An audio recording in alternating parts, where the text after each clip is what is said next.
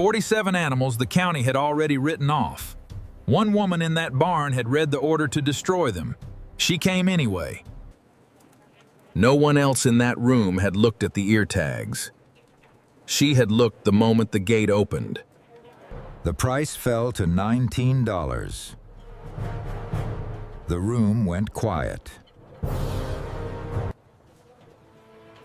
10 other buyers.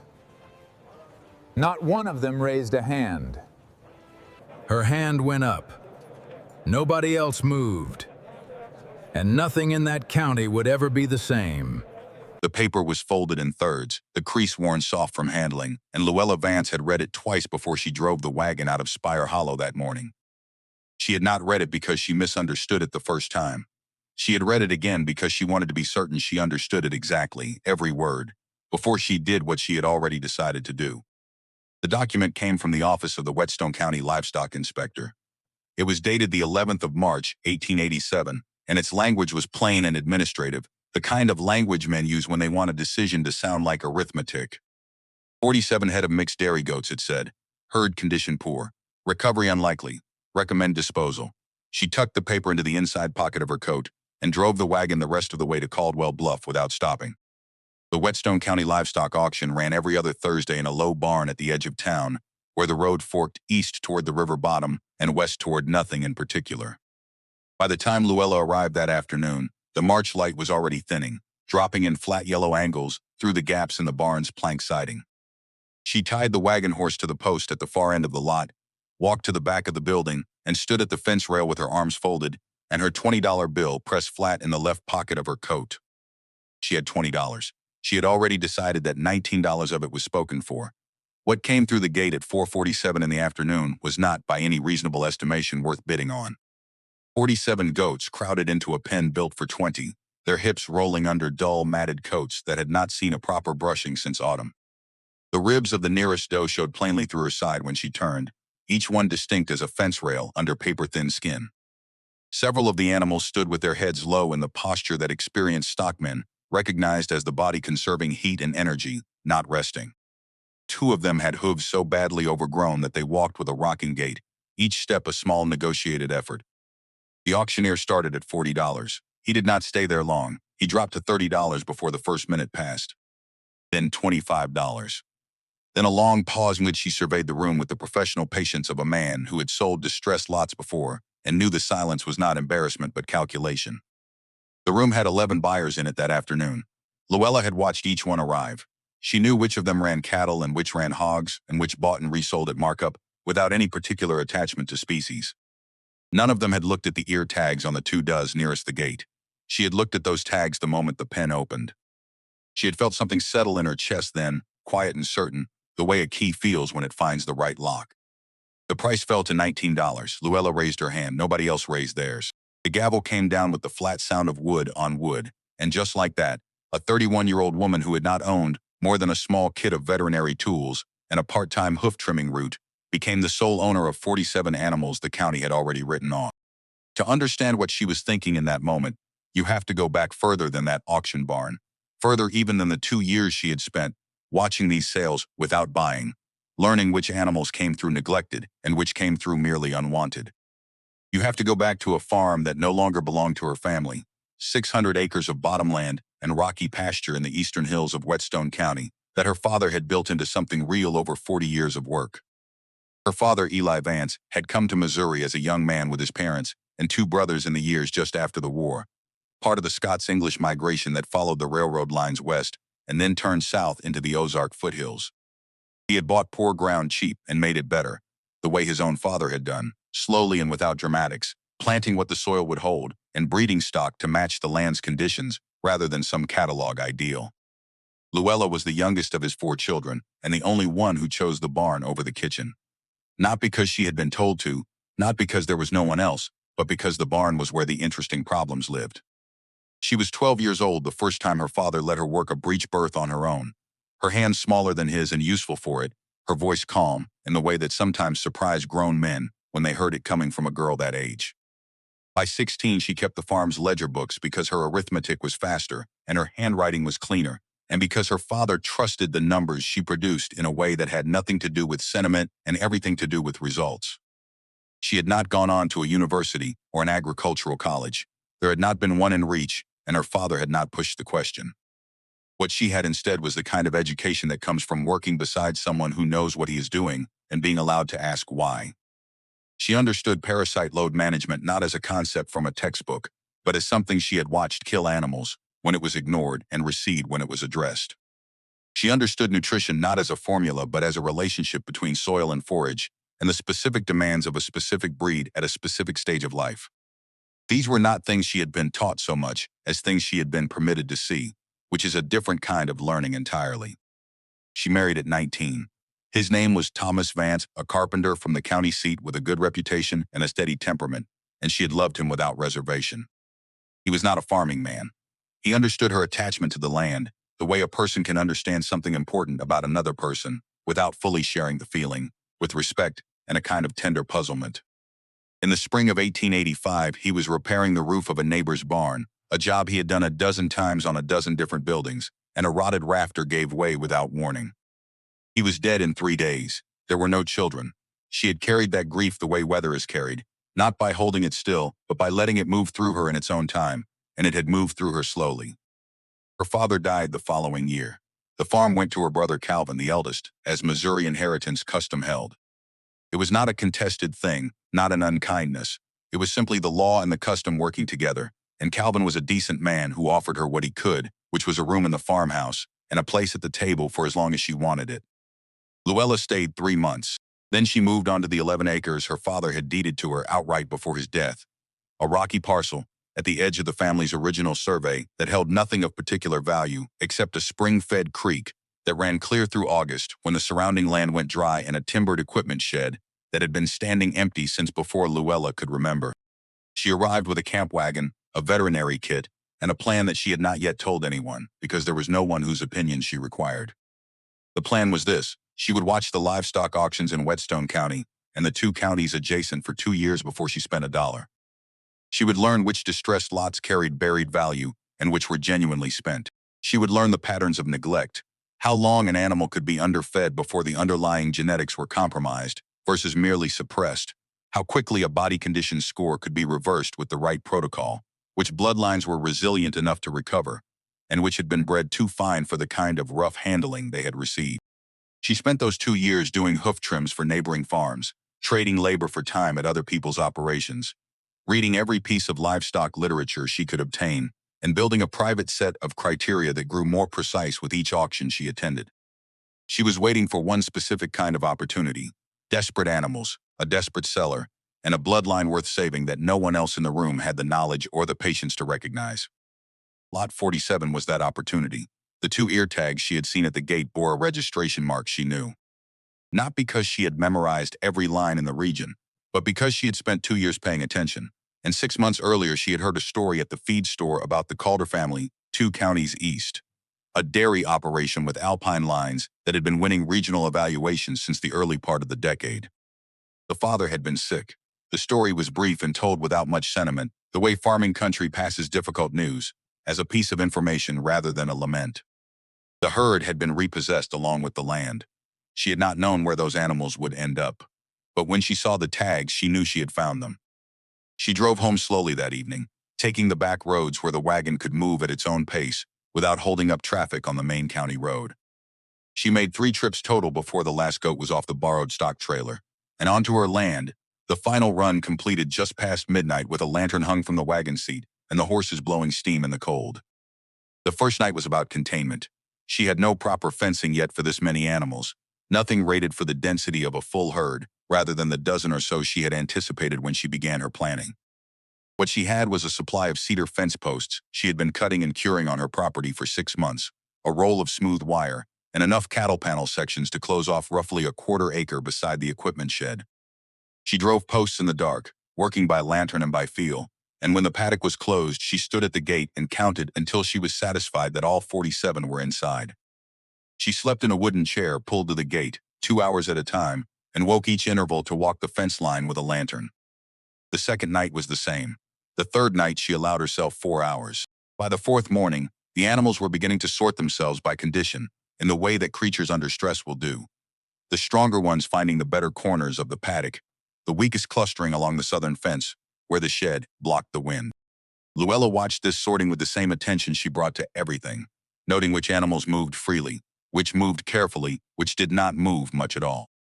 She was building a picture in her mind that she would transfer to paper as soon as she had a free hour, a map of this herd's internal condition that she would use to structure everything that came next. On the morning of the fourth day, she walked out before sunrise to find the oldest doe in the herd lying on her side near the east fence. The animal had the particular stillness of something that has already made its peace. Luella knelt beside her in the frost-stiff grass and placed her hand flat on the doe's side and stayed there until she was certain. Then she got up, found the long-handled spade leaning against the shed, and dug a hole in the corner of the property where the ground was softest, under a stand of cedar that her father had let grow there specifically because cedar holds a slope. She was back at the paddock gate by first light. She went to the feed store in Caldwell Bluff that afternoon, with a list written on the back of an envelope. Silas Pruitt ran the counter at Pruitt's Farm Supply, the same counter his father had run before him, and he had opinions about most things and expressed them with the confidence of a man who had seen enough to believe experience was the same as wisdom. "This is an unusual quantity for your operation," he said, reading her list with his reading glasses down his nose. His voice carried to the two men waiting behind her, without any apparent effort on his part. She told him she was expanding. With what? The glasses came down a fraction lower. "You've got 11 acres, Mrs. Vance. I've seen your 11 acres. You're asking for feed quantities suited to a 50-head operation." She told him she was prepared to pay on account, as she always had. He set the list on the counter between them. "I've extended account credit to your family for 30 years. I have respect for your father. But I'm not a lending institution, and good money chasing bad is the oldest mistake in farming." He said it clearly, his voice settling into the store's low ceiling and resting there. "You already lost one operation. I'd hate to watch you lose another for the sake of 40-some goats nobody wanted." She took the list from the counter. She purchased what she could pay for immediately, in cash, from the money she had earned trimming hooves at 6 different farms that week. She carried it to the wagon herself, loaded it without assistance, and drove home without stopping. She did not say anything to Pruitt in that moment. The silence cost her more than any words could have, because what she wanted to say was not an argument. Arguments could be dismissed. What she wanted was for someone to look at what she had seen in that auction pen, the ear tags and the bone structure beneath the poor condition and the specific way one particular doe still held her head despite the weight she had lost, and to say simply, "Yes, I see it too." She wanted to not be alone in the knowing. She did not get that from Silas Pruitt. She did not expect to, and the not expecting was its own particular kind of loneliness. 2 days later, Deputy Clarence Witt rode onto her property in the late afternoon with the particular unhurried approach of a man who has official business but is in no great hurry to conduct it. He was 42 years old, broad through the shoulders, with a deliberate way of looking at things before he spoke about them that some people found reassuring and others found unnerving. He had been deputy in Whetstone County for 11 years. He knew the land and the people on it the way a man knows a country he has ridden through in all seasons. He tied his horse at the corner post and walked the fence line of the paddock without being invited, which was his way, examining what he saw with the attention of someone keeping a record. 2 of her neighbors had filed complaints about the smell from the temporary holding area. He was there to assess whether the situation constituted a nuisance and to make a written report. Luella showed him the paddock, the shed, the feed arrangement. She showed him the ledger she had already begun, 3 pages of notes on individual animals, basic observations about condition and behavior. He read the pages without expression. "How many did you start with?" he asked. 47, she told him. 46 now. He nodded once. He walked the fence line again on the far side, more slowly this time, and when he came back around the corner of the shed, he stopped for a moment looking at the herd in the late afternoon light. Several of the animals had come to the near fence rail, watching him with the sideways alertness of goats that have not yet decided whether a new presence is threatening or merely irrelevant. He stood there longer than the inspection required. Then he took out his notebook and wrote his report, standing at the gate with the notebook resting on the post. He did not share what he wrote. He touched his hat brim, walked back to his horse, and rode out at the same unhurried pace at which he had come. Luella watched him go from the paddock gate. She had no way of knowing what the report said. She had no way of knowing there was now a file at the county office with her name on it. What she knew was that the deputy had stopped for an extra moment at the corner of the shed and looked at the goats with a particular kind of attention, and that something in his expression during that pause was not the expression of a man who had seen only what the two neighbors' complaints had described. She thought about that for a moment. Then she went back to work. The weeks that followed had a rhythm that was brutal in its simplicity. She was up before light every morning, working by lantern through the first hour, then by the gray pre-dawn that leaked over the ridge east of Spire Hollow before the sun cleared it fully. She was working the parasite protocol on every animal individually, rotating them through a systematic schedule based on the fecal egg counts she ran herself each week with a magnifying glass borrowed from the doctor in Caldwell Bluff. She had explained what she needed it for, and he had loaned it without much ceremony, which was the most direct kindness anyone offered her that spring. The counts told her how the deworming was working. The counts were the difference between guessing and knowing, and she did not guess about things she could know. The refeeding was the part that required the most patience, because impatience here was fatal. Luella had grown up watching her father make one bad decision with starved cattle, offering too much too fast to animals whose digestive systems had reorganized themselves around scarcity. It was a lesson she had never needed to have repeated. She fed the herd small amounts at careful intervals. Alfalfa cut fine and mixed with a specific mineral blend she had worked out herself from what she knew about soil deficiency in this part of Whetstone County and what she had read about the nutritional gaps in neglected dairy animals. She checked each animal's response individually and adjusted. The most compromised 11 she separated into a small inner paddock close to the shed, where she could monitor them through the night without crossing the whole property in the dark. In the 5th week, the creek came up. The spring had been wetter than usual, the kind of wet that builds slowly in the hills and releases all at once when the accumulated runoff finds its level. 2 nights of hard rain sent the creek out of its banks and across the low corner of the property where Luella had built the temporary holding area.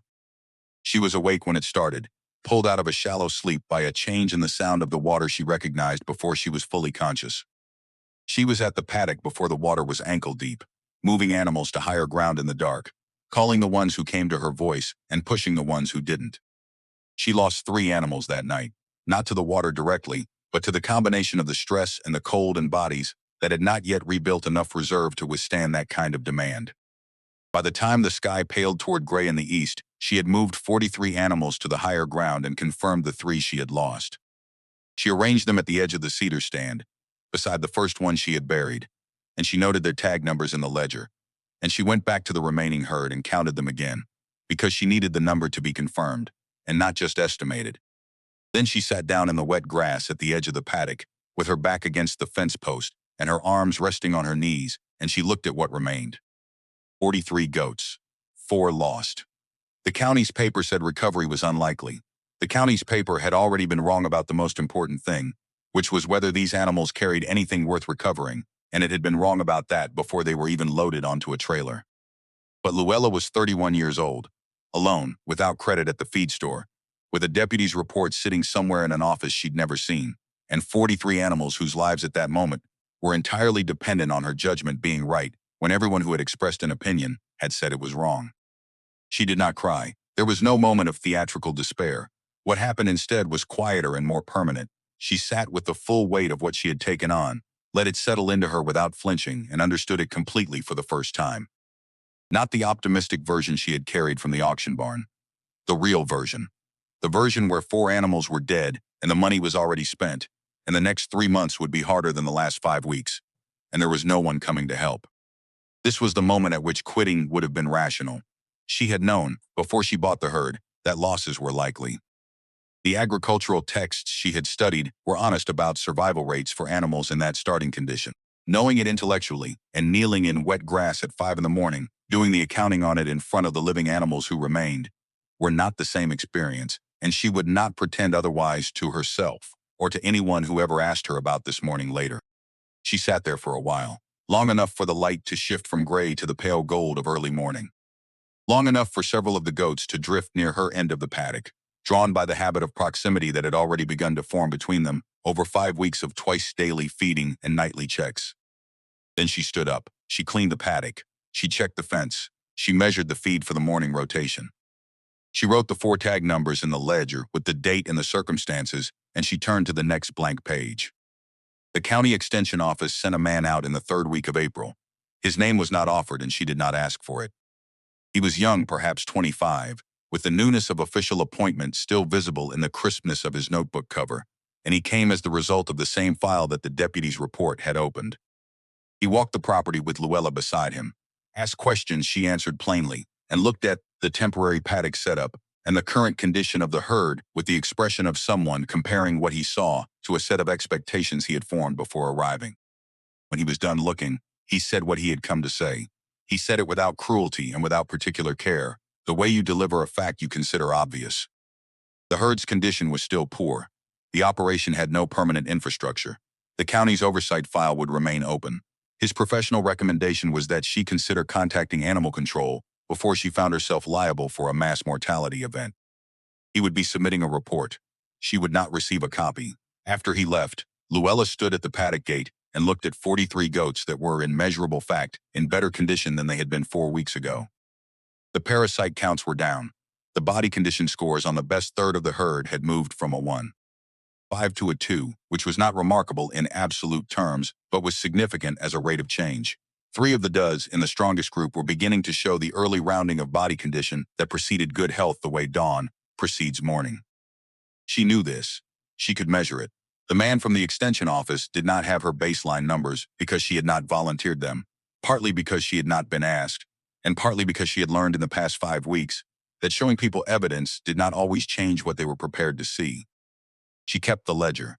She kept the counts. She kept the schedule. By the last week of April, the temporary paddock configuration was still in place, though she had reinforced the fence line after the flooding and added a drainage channel along the low corner that would prevent a recurrence. She had been doing the morning feed rotation for 38 days. She knew the character of each animal in the herd now. She knew which does approach the gate first, which hung back, which would tolerate close handling, and which needed to be worked with patience before they accepted a hand on their side. She was building a mental file on each one that would become the basis of her breeding and milking decisions later, because temperament in a dairy animal is not incidental. It is infrastructure. That morning was a Tuesday. She came to the gate at the usual time, in the early light, with the feed measure in one hand and the ledger open in the other. She pushed the gate and stepped through and stood inside the paddock and waited for the morning scatter that had characterized the herd's response to her entry for the first weeks. The instinctive spreading away from a figure, moving through their space. It did not happen. 43 goats stood in the morning light and looked at her. Several of the does in the front group took a step toward her, then another, with the careful, deliberate movement of animals choosing an action rather than reacting to one.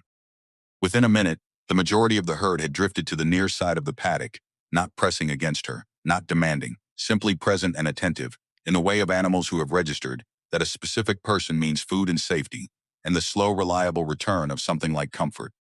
Luella stood still in the middle of it for a moment. The morning was cold and clear, the light coming low and gold across the ridge east of Spire Hollow, and the steam from the herd's breathing rose in small separate columns that drifted and merged above their heads.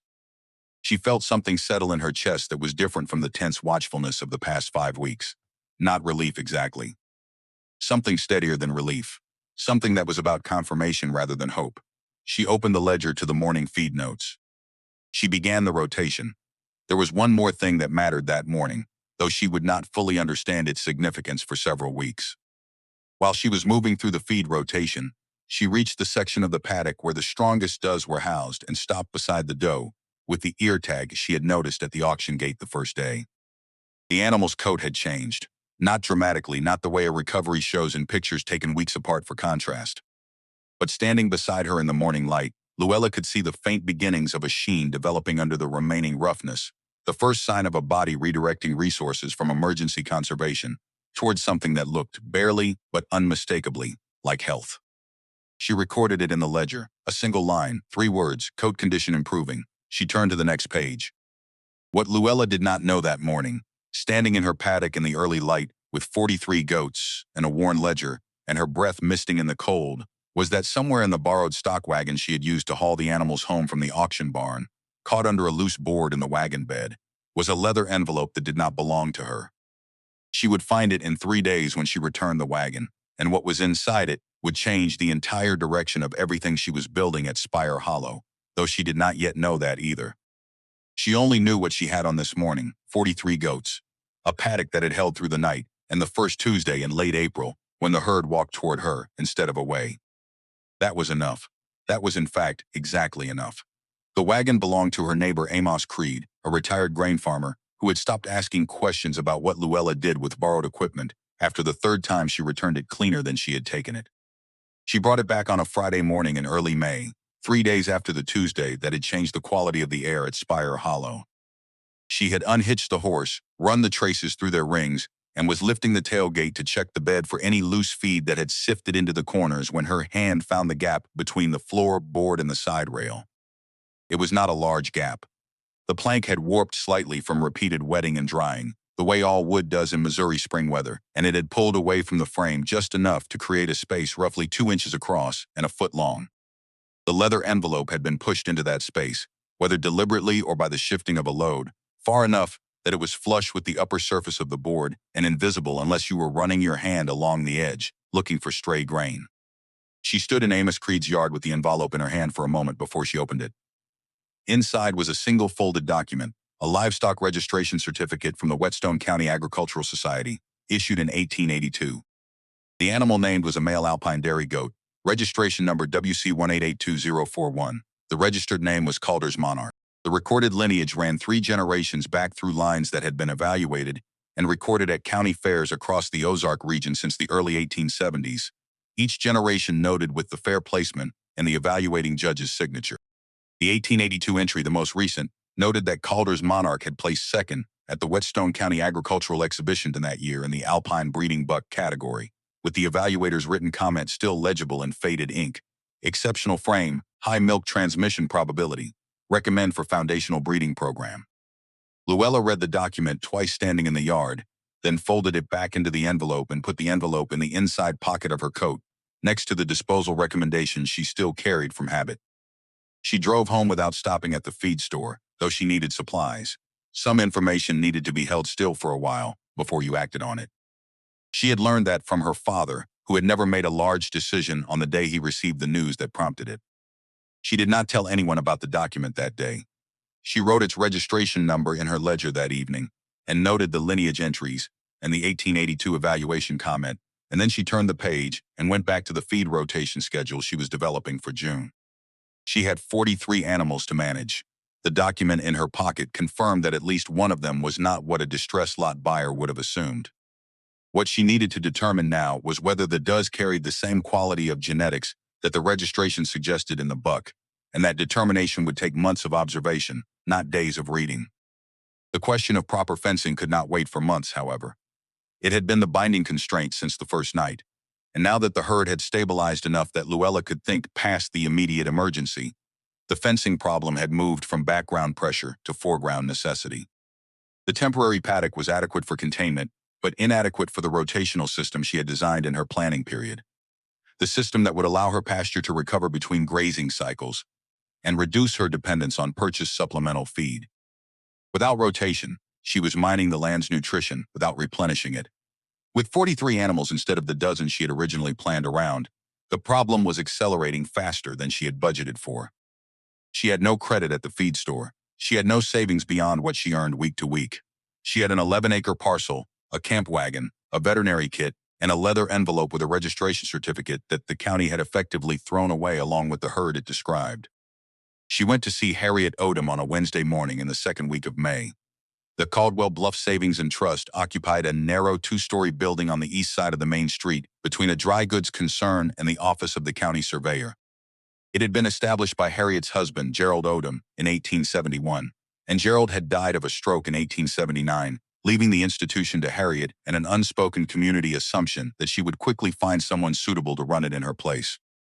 She had done nothing of the kind. She had run it herself for 8 years, which had not made her universally popular, but had made her definitively competent, which was the quality she valued above the other. Harriet was 52 years old, tall and angular in the way of women who spend their energy on function rather than presentation, with reading glasses she wore pushed up on her forehead when she was not using them and down on her nose when she was. She was wearing them on her nose when Luella came in, reviewing a column of figures with the focused attention of someone catching an error before it compounds. Luella sat across the desk and laid out what she had in order: the 11 acres, the camp wagon, the herd of 43 recovering dairy goats, the ledger of daily records she had kept since the first week, and the registration certificate from the wagon bed. She did not make the case emotionally. She stated the facts, the condition of the animals on acquisition, the condition now, the rate of recovery measured against baseline, the specific genetics documented in the registration, and what those genetics suggested about the herd's milk production potential once the animals were fully recovered and cycling. She put the ledger on the desk and turned it so Harriet could read it. Harriet read it. She read it the way Luella's father had read a good set of accounts, with the pencil down and both hands flat on the desk, moving through the columns without comment. She turned 3 pages. She stopped at the parasite count table and ran her finger down the numbers. She read the body condition score progression for the strongest group of does. 3 minutes passed in which neither woman spoke. My father ran dairy goats. Harriet set the ledger down carefully. Not at this scale, 20 head on 40 acres north of Rolla before he sold out in '68. A pause that was not hesitation but recollection. I kept his records from the time I was 14. Nobody asked me to. I just did it because somebody had to, and I was the one who understood what the numbers meant. She took her glasses off her nose and set them on the desk. Nobody in my father's community thought a girl who kept farm records would end up running a bank. Luella said nothing, because there was nothing to add to that. What is the loan for specifically? Fencing materials. Cedar posts, wire, staples, and 2 new gate assemblies. Enough to divide 8 of the 11 acres into 4 rotational paddocks with proper cross-fencing. The total she needed was $62. The truck horse could pull the posts, and she would set them herself. Harriet picked up her pencil. Security. The camp wagon and the herd, Luella said. The herd's value at current recovery stage was difficult to establish by conventional livestock pricing, but the registered bloodline documentation created a separate class of value that was not reflected in any distressed lot assessment. I know what a registration certificate is worth. Harriet wrote a number. She turned the ledger around and slid it back across the desk. 2-year term, 6%, monthly payment beginning July 1st. She tapped the page where the first payment figure was written. If you miss a payment, you notify me before the due date, not after. I'm not a collection agency and I don't want to function as one. Luella looked at the number. Then she looked at Harriet Odom. This is good work. Harriet's voice had a quality that Luella would not find words for until much later, the specific tone of someone giving an assessment they have arrived at without sentiment and mean exactly as stated. I believe this is going to work. Those 12 words did something to Luella that the weeks of hard labor and the deputy's report and Pruett's public dismissal had not done.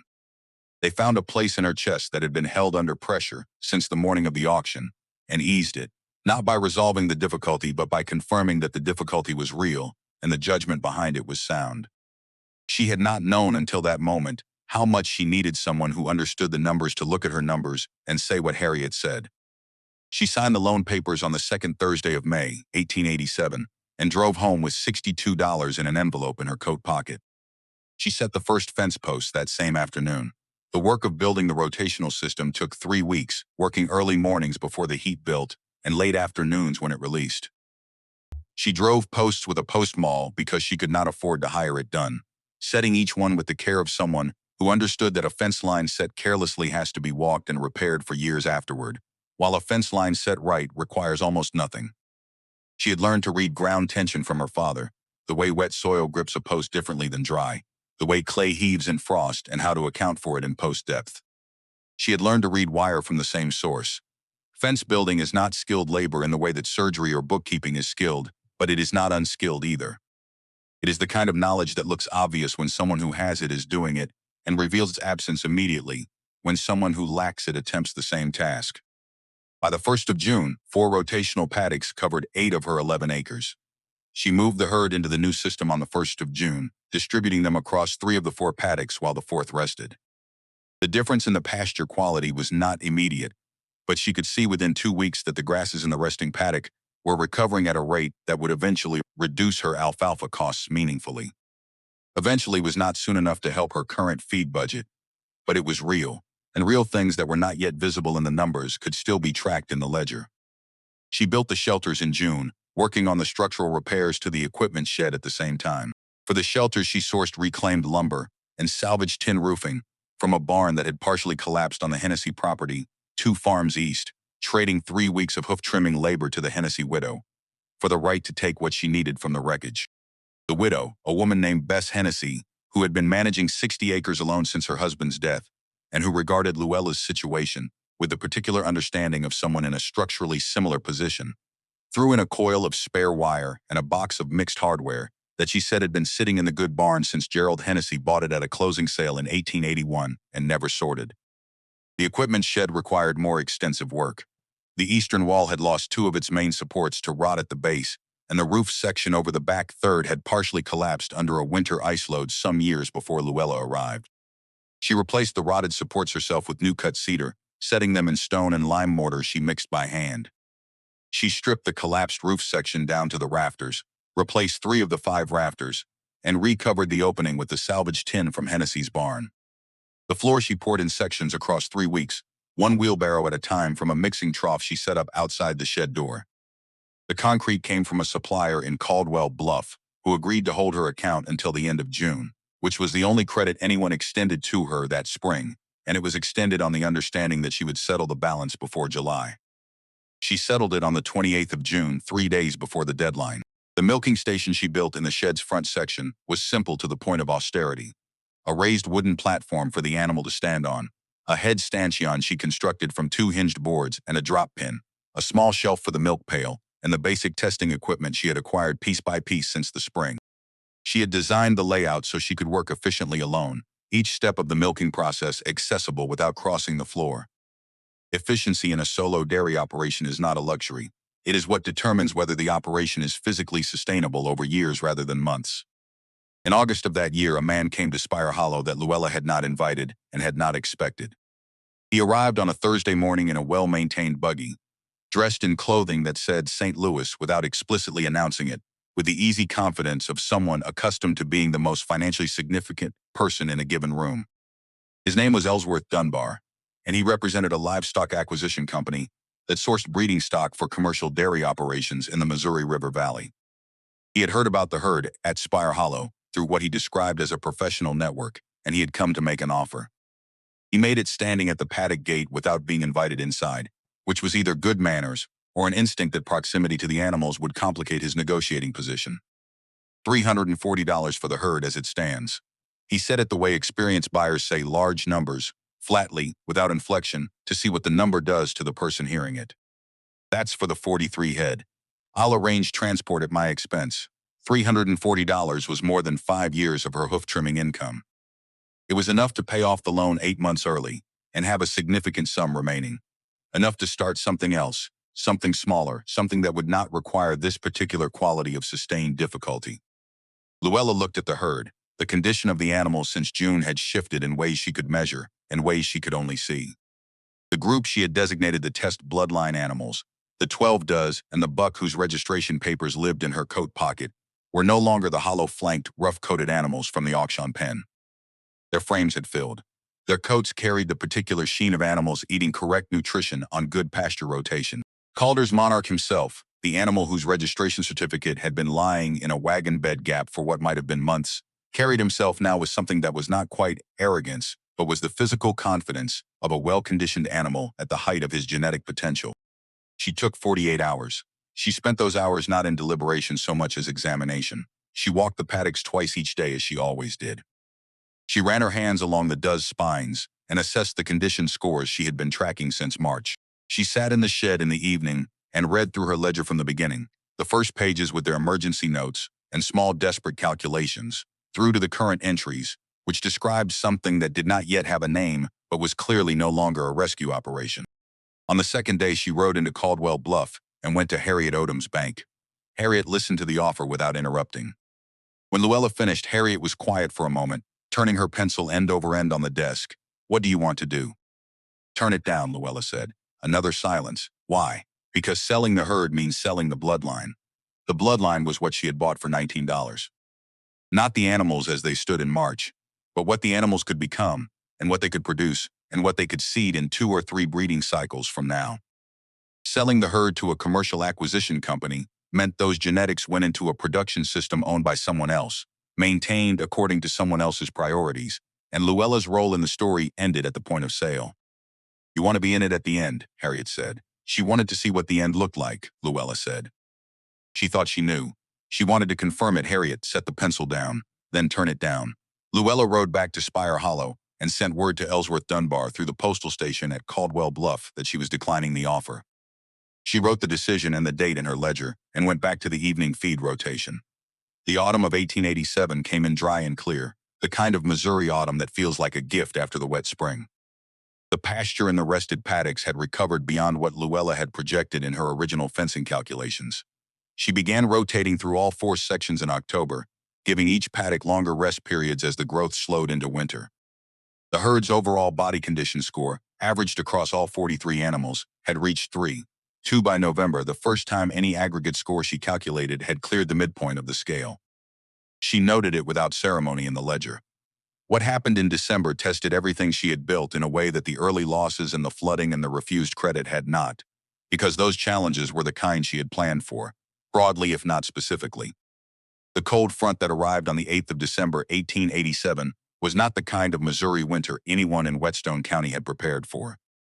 The temperature dropped 40 degrees in 18 hours. The creek at Spire Hollow froze solid for the first time, in memory of the oldest residents of the county. The thermometer on the shed's exterior wall read figures that belonged to Minnesota, not the Ozark foothills. Luella had firewood stacked along the full length of the shed's south wall, which was sufficient for a normal winter. This was not a normal winter. She started burning through it in the first 3 days at a rate that made her do the arithmetic twice before she accepted the number. She was burning enough wood to heat the animal's sleeping area through each night, and the nights were 14 hours long. She had no system for bringing in additional wood quickly. The timber on her property needed felling and splitting and curing, and what she had already cured was what she had available. She burned through her reserve carefully, banking the fire in the shed at dusk so it held through the coldest hours of the night, setting her own schedule by the fire's needs rather than her preference. She woke every 2 hours through the night to check the temperature in the shed and add wood if necessary. She wrapped the most vulnerable animals in burlap sacking she had saved from feed deliveries throughout the autumn. She packed additional bedding into the sleeping corners. She kept a bucket of water warming near the fire continuously, so they always had access to liquid water rather than frozen troughs. On the 4th night, she miscalculated. She let the fire bank lower than she intended, fell asleep in the camp chair she had moved into the shed's doorway, and woke to a temperature in the shed that had dropped below what she considered the safe margin for the 2 most compromised animals in the herd. She was on her feet and adding wood before she was fully conscious, working quickly but without panic, building the fire back with the practiced efficiency of someone who has done this particular task 100 times in 100 different conditions. She lost no animals that night. She did not sleep again until morning. By the 8th day of the cold front, she was running on 4 hours of broken sleep across each 24-hour period. Her hands had developed the particular cracked dryness of skin worked in cold weather without adequate recovery time. She ate what was simple, bread and dried beans, and the last of the autumn squash she had stored in the shed's warm corner, because she could not spare the time or the fuel for anything requiring sustained cooking. 9th morning, Harriet Odom arrived at Spire Hollow in a wagon with a covered pot, a sack of cornmeal, and 2 quilts folded on the seat beside her. She did not announce that she was coming. She did not send word ahead. She tied her horse at the paddock post, carried the pot and the sack into the shed without asking for permission, and said while setting the pot on the fire, "When did you last sleep more than 2 hours at a stretch?" Luella, who was mending a section of burlap wrapping on one of the younger does, thought about the question honestly. 8 days, she said. Harriet looked at her for a moment. The look was not sentimental. It was the look of someone assessing a situation with the same precision they would apply to a loan application, noting what was present and what was at risk and what the next necessary action was. "Lie down," Harriet said. "I'll watch the fire." Luella lay down on the cot she had moved into the shed in the first week of the cold snap and slept for 4 hours and 20 minutes. She woke to the fire burning steady, and Harriet sitting in the camp chair with a lamp and a ledger of her own, working on bank accounts at Luella's makeshift desk because the trip out to Spire Hollow had not canceled Harriet Odom's obligations to her other clients. The cold broke on the 14th of December. The thermometer climbed back through the normal range over 2 days, and by the 16th, the creek was running again under a thin skin of ice at the edges. All 43 animals were present. None were lost through the cold front. Luella wrote that in the ledger on the morning of the 16th. All present, 0 losses. December cold event, 14 days. Then she turned the page. Word moved the way it moves in a rural county, which is to say slowly at first and then with a speed that surprises everyone. By February of 1888, Luella had heard through the hoof trimming network that people were asking about her herd in ways that had nothing to do with the county oversight file, or the concerned neighbors, or Silas Pruitt's public opinion. They were asking about the milk. The test bloodline had freshened in early January, the first full freshening cycle since the recovery was complete. And what they produced confirmed in measured fact what the registration papers had suggested in recorded history. Luella ran her simple butterfat tests on the first week's yield and ran them again because the numbers were higher than her baseline expectations. Higher, in fact, than the samples she had tested from her father's herd when she was a girl, which had been considered good quality for the region. She recorded the results in the ledger and noted that the butterfat percentage represented a premium quality yield by any standard she had encountered in either her agricultural reading or her practical experience. She began selling to 4 families in the area in February. The distribution managed through her existing hoof trimming visits so that she was already on those properties regularly. She charged what her costs required and what a fair premium for quality justified, and she wrote every transaction in the ledger with the date and the quantity and the price, because the ledger was the evidence of what was real, and she had learned not to trust anything that was not written down. Dottie Raines was the 3rd customer on her list, a farm wife from 3 miles east whose husband, a large quiet man named Gareth, who shod horses for half the county, said almost nothing positive about anything as a matter of personal style. He tasted the butter Dottie made from Luella's first delivery and set his fork down and looked at his wife with the expression of someone recalculating a prior assumption. "Where does she get this milk?" he said. It was not quite a question. Dottie Raines told 6 people that week. Each of those 6 told at least 2 more before the end of February. Luella was managing the 3rd week of milk sales and tracking the inquiry list when a rumor reached her through the same network that had carried the milk's reputation outward. The rumor was more specific than rumors usually are, which made her take it seriously. The county oversight file from the previous year had not been formally closed. There were people who wanted a formal inspection of her operation before the spring, people whose motivations she could speculate about but could not confirm. Whether this was Pruitt, or one of the neighbors who had complained, or simply the bureaucratic momentum of a process already set in motion, she could not determine. What she could determine was that the inspection was likely to come whether she prepared for it or not. She prepared for it. She spent the last 2 weeks of February and the first 2 weeks of March organizing the ledger records into a format she could present clearly to an external reader who had not been present for any of the events recorded in it. She separated the original condition assessments from the weekly progress, tracking from the financial records from the milk yield data. She wrote a summary page at the front of each section that described what the section contained and what the numbers in it meant. She tested the clarity of each section by imagining someone reading it who was actively looking for problems rather than reasons to be satisfied. She found 2 places where her own record-keeping had gaps. Days when she had been too exhausted or too busy with an animal emergency to make her usual entries, and she filled those gaps with reconstructed notes drawn from the surrounding entries and marked them clearly as reconstructed, so that no one reading the document could accuse her of deception. Then she waited. Deputy Witt returned to Spire Hollow on an afternoon in early May that was warm enough that the shed doors stood open, and the herd was in the second rotation paddock visible from the property entrance, moving through the mid-growth grasses with the unhurried, deliberate grazing pattern of animals at the correct stocking density for the available forage. He was accompanied this time by a man Luella had not seen before, older, with a formal bearing and a notebook already open in his hand before he dismounted. This was the inspector from the county agricultural office. Luella came to meet them at the gate. She had made no special preparation for their arrival in terms of the animals or the property. She had cleaned the shed on Saturday, as she did every Saturday. The records were organized as she had organized them in February. The herd was where it always was at this hour of the afternoon. If the inspection was to mean anything, it needed to see what was actually there, not a performance staged around the reality. She opened the gate. The inspection took most of the afternoon. The inspector moved through the paddocks with Luella at his side, examining animals individually, noting coat condition, body scores, hoof health, and the general state of the fencing and shelter infrastructure.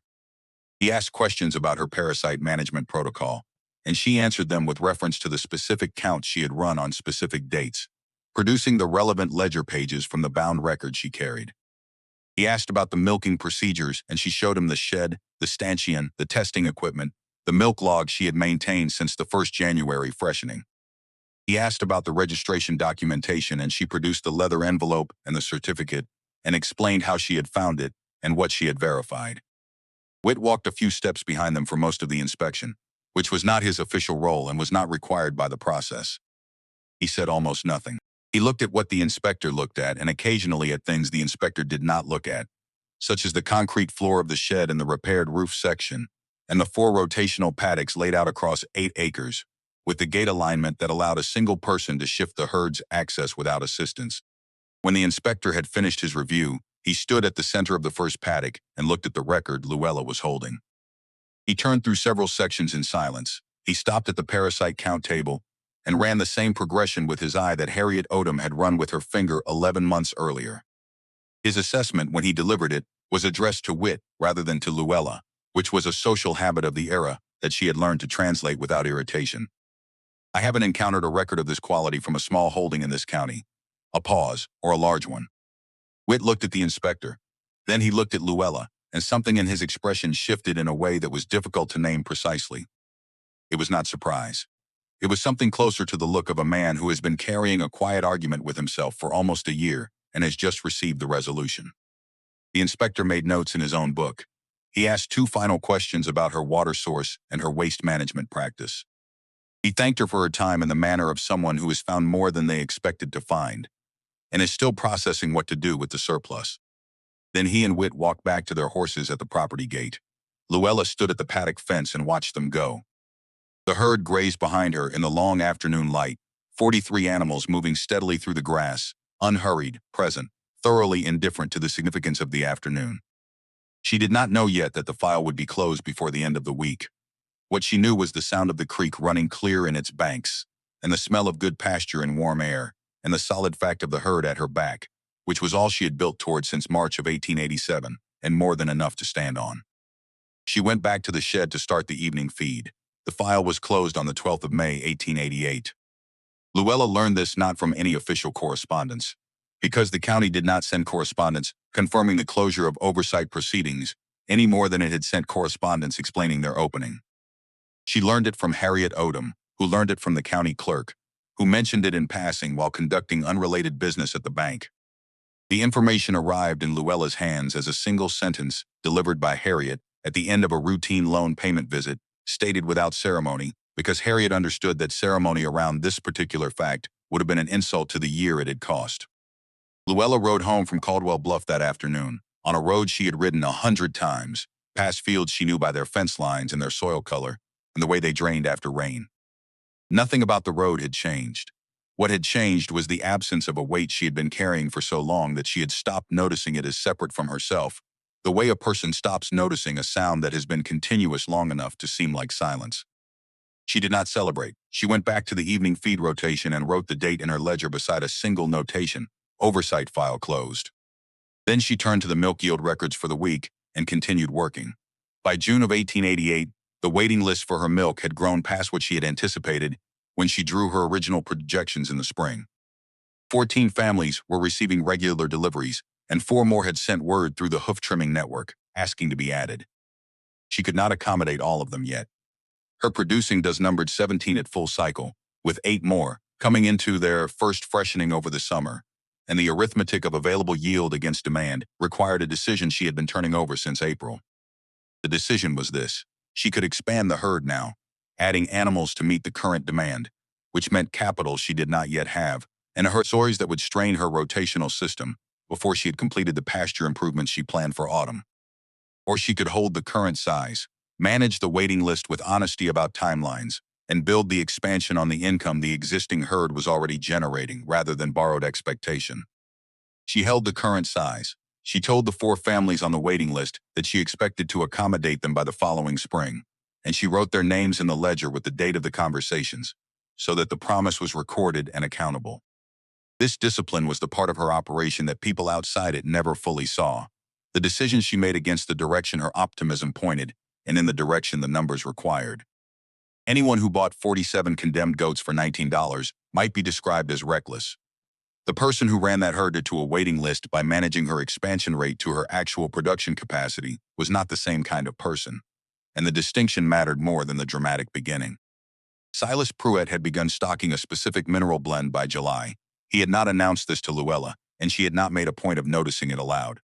She had simply come in for supplies one afternoon and found it on the shelf behind the counter in sufficient quantity to indicate he was ordering it in stock rather than as a one-time acquisition. 3 other small operations in the area were using her formula, having obtained the specific blend's composition through the network of farm wives and hoof-trimming clients that served as the county's unofficial agricultural information system. Pruitt had not apologized for the conversation at the counter 15 months earlier. The mineral supplement on his shelf was not an apology. It was something more useful than an apology, which was evidence that he had adjusted his assessment based on new information quietly, without requiring the process to be observed or acknowledged. She paid her supply bill in cash, as she always did. The summer moved with the specific quality of a summer, in which the work is hard but the direction is clear. She completed the pasture improvements she had planned, adding a 5th rotational section by fencing in the last of the 11 acres that had been too rocky for practical grazing, until she spent 3 weeks in June pulling stones and stacking them into the low field walls that now marked the eastern boundary of her property. The 5th section was smaller than the others, half an acre of thin but improving soil that she seeded with a drought-tolerant mix and would not use for grazing until the following year. She was building forward, which is a different orientation than managing the present emergency, and the difference was something she felt in the planning rather than in the daily work. On a Tuesday afternoon in the first week of September, a young woman came to Spire Hollow on a brown mare that showed its age in its gait. Luella was in the shed when she heard the horse on the gravel, the particular sound of an animal moving slowly because it was tired rather than because it was being held back. She came to the shed door and saw a woman perhaps 19 years old, dismounting at the paddock post, with the careful attention of someone not certain her legs will hold when she gets down. The woman was thin in the way of someone who has been working harder than eating for a sustained period, her dress clean but mended in 3 visible places, her hair pinned with less attention than the situation might have suggested, if the situation were ordinary. She tied the mare and turned toward the shed and saw Luella in the doorway. "I'm looking for Luella Vance." Her voice was steady, in the manner of someone who has decided to be steady regardless of what steadiness costs. Luella told her she had found her. "My name is May Calder." She said it with the particular directness of someone who has considered how their name will land and has decided to lead with it rather than approach it sideways. "My father raised the goats you bought last year." The afternoon paused in the way that afternoons do when something significant enters them. Luella studied the young woman at her gate without speaking for a moment. May Calder had her father's registration certificate in a leather envelope in Luella's coat pocket, which she wore even in summer because it was where she kept the document she had carried since May of the previous year. She was looking at the daughter of a man she had never met, who had died in the spring from the illness that had hollowed out his herd before the bank took the land, and she was trying to read in the daughter's bearing what the daughter had come to find. "Come in," Luella said. She brought May into the shed, which was the room in her property where everything important happened, where the records lived and the milking was done, and the fire had burned through 14 nights of December cold. She put water on to heat and pulled a second stool from the corner and sat across from the young woman and waited. May Calder did not ask for the herd back. She had expected to want to, she said. She had spent the months since her father's death in April believing that what she was angry about was the loss of the animal specifically, the goats that had been her father's before the bank, and the illness took everything. She had come to Spire Hollow expecting a kind of reckoning. What she found instead was the herd alive. She had seen them when she rode in, 43 animals in the paddocks, coats carrying the sheen of animals in genuine health, moving through the late afternoon grass with the unhurried certainty of creatures in appropriate conditions. She had seen Calder's monarch at the center of the second paddock, and she had recognized him despite everything, because she had helped her father evaluate him at the 1882 fair when she was 13 years old and he was 3, and the specific way he stood, front feet slightly wider than most, head at the angle of an animal that has always known its own quality, was the same. She sat in Luella's shed and told this without ceremony, and without the weight of accusation that Luella had half expected, because the telling was simply what had happened, and May Calder seemed to be a person who dealt in what had happened, rather than what she wished had. Luella listened without interrupting. When May finished, Luella got up and took the leather envelope from her coat and laid it on the work table between them. May looked at it. She recognized it by the worn corner where her father had bent it repeatedly over the years, folding and unfolding the certificate inside. She looked at Luella. "I found it in a wagon," Luella said, "one I borrowed to bring the herd home. It must have been in there from when your family moved." May picked up the envelope and turned it in her hands without opening it. She had known the document was missing. She had looked for it after her father's death as one of the things that might have value, in the abstract and impractical hope that a breeding registration meant something when you had no land and no herd to attach it to. She had not found it and had assumed it lost in the confusion of the final months. I don't want it back, she said. Certificate. I mean, I do, but it belongs where it can do something. She set it on the table between them again. He would have wanted it where the herd is. Luella left the envelope where it lay. What do you want, she asked, without softening the question, because May Calder had not come 40 miles on a tired mare to conduct a sentimental errand. What May wanted was to learn. She had 7 acres her father had deeded to her outright before his death, rocky ground east of the original Calder farm that no one had contested because no one else wanted it. She had no capital, and no animals, and no formal knowledge of dairy management, beyond what she had absorbed growing up in proximity to her father's operation, which was considerable in the observational sense and limited in the technical.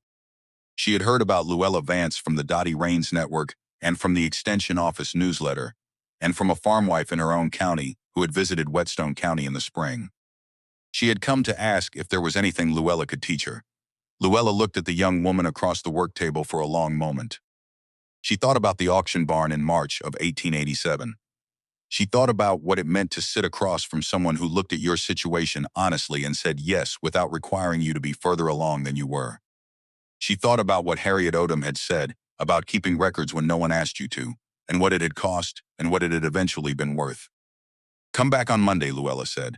Bring something to write with. May Calder arrived on Monday with a composition book and a pencil and the same brown mare, whose gait had improved somewhat after the week's rest. She arrived at the time Luella had specified without being late, which was the first thing, and she came ready to work rather than ready to watch, which was the second thing. Luella started her at the beginning, which was the ledger system, because nothing that came after the ledger system was possible without it.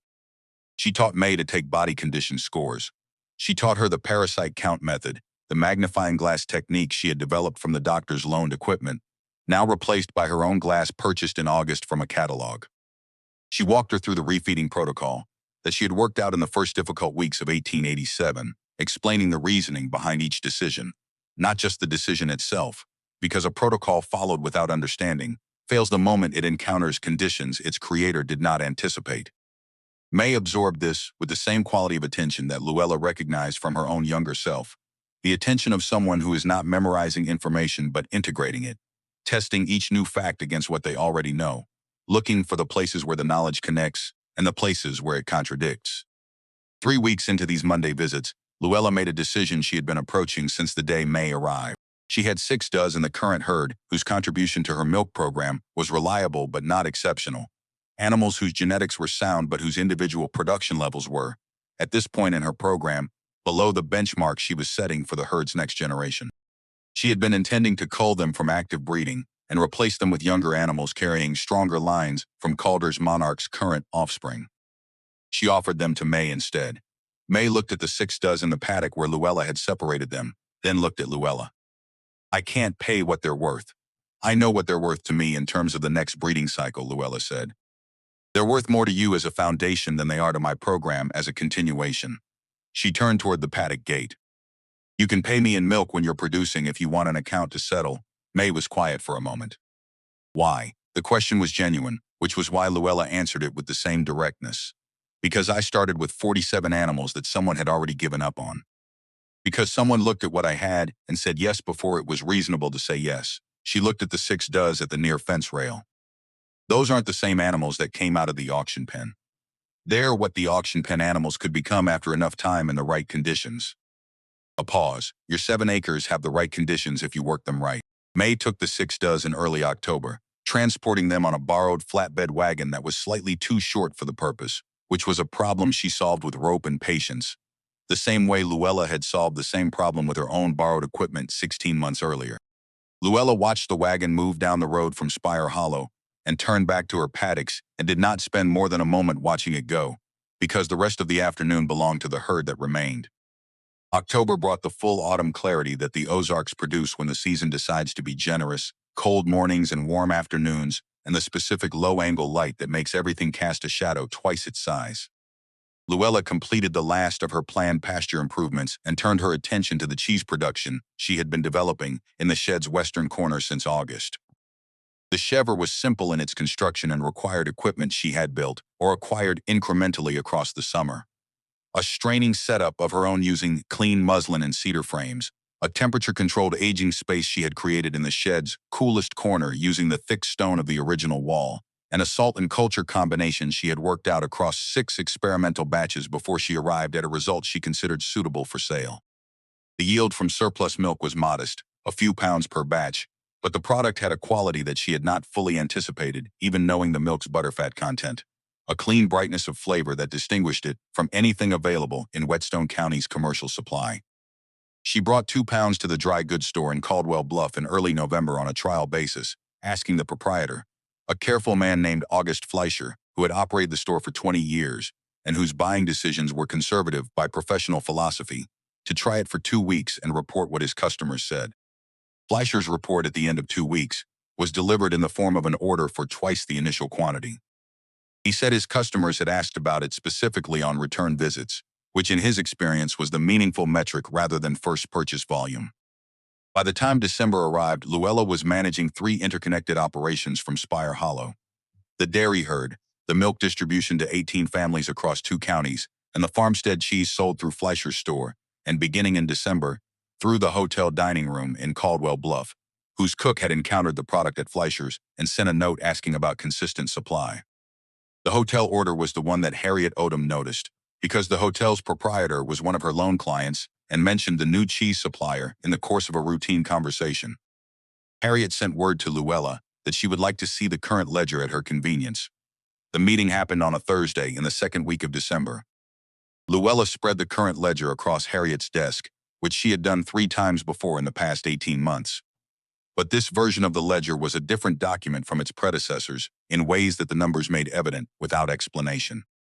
The milk income had reached a consistent monthly level that exceeded her operating costs by a margin that had, in the month of November, been sufficient to make a payment on the loan principal in addition to the scheduled interest payment. Harriet ran the column twice. She looked at the milk yield figures, the cheese production records, the delivery schedule, the hotel invoice, and the November principal payment notation. "You're 4 months ahead of schedule," Harriet said. Luella had calculated the same figure twice before coming to the meeting. 6 if November holds.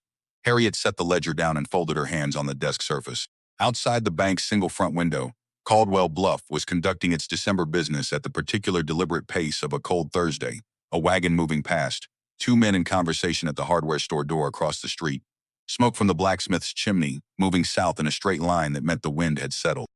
"There's something I've kept," Harriet said, "that I should have given you some time ago."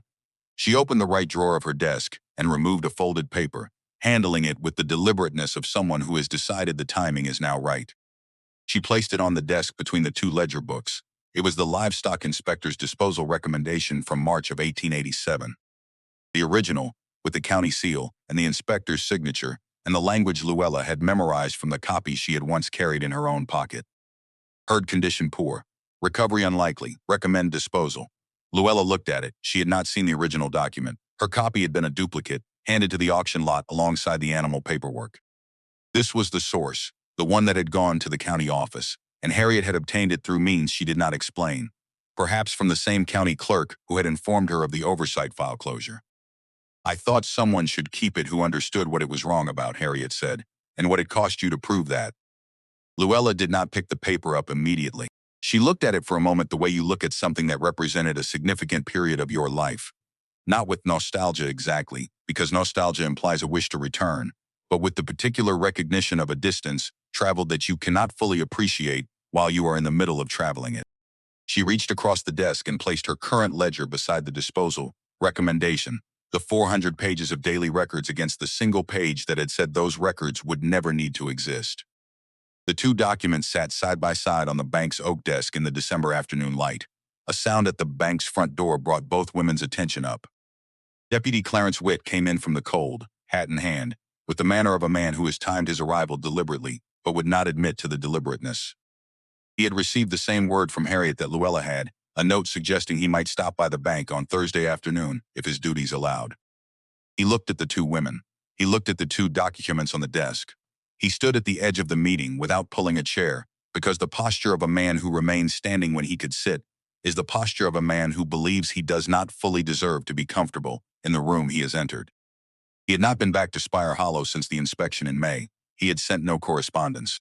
What he had done, which Luella knew because the hoof trimming network carried information in both directions, was mention her name in conversations about dairy quality throughout the summer and into the fall, directing people towards Spire Hollow with a consistency that had been a material contribution to the growth of her waiting list.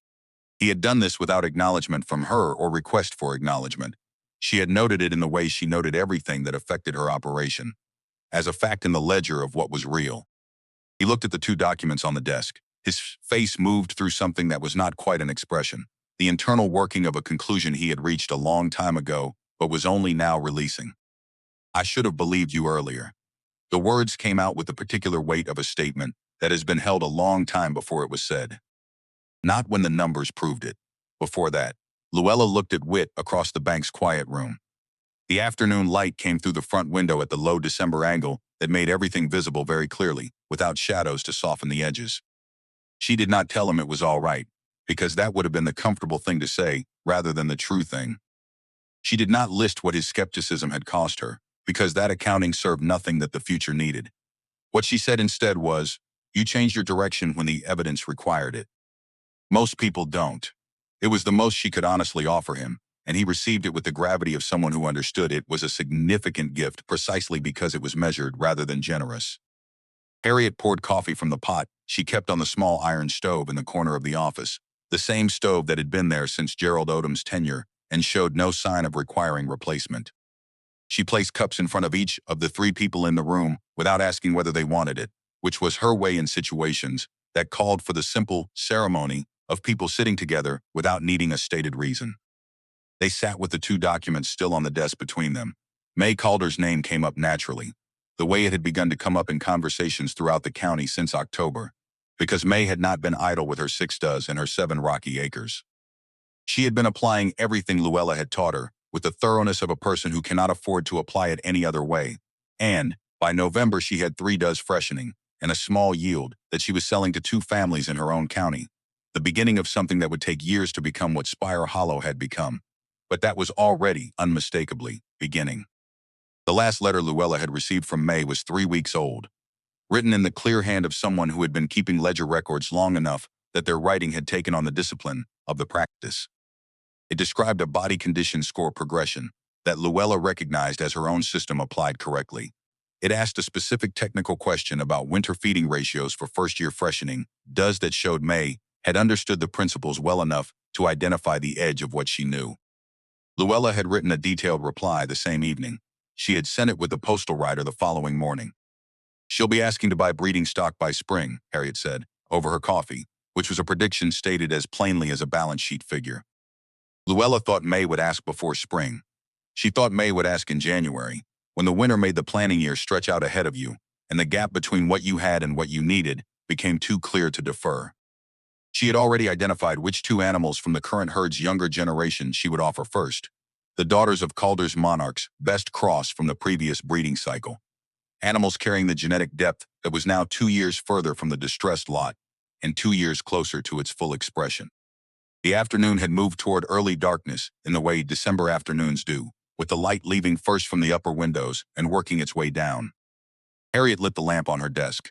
Outside, Caldwell Bluff had gone quiet in the way of small towns when the cold settles in seriously and everyone has concluded the day's business and returned to wherever warmth was. Whit stood to leave. He put on his hat with the same deliberateness he brought to all his physical actions, the habit of a man who does not rush his exits, because he has learned that exits have a way of defining the memory of a meeting more than the meeting itself. He looked at the 2 documents on the desk one more time, the disposal recommendation and the ledger, the single page and the 400. He said nothing further. He nodded to Harriet, touched the brim of his hat toward Luella, and went out into the December cold.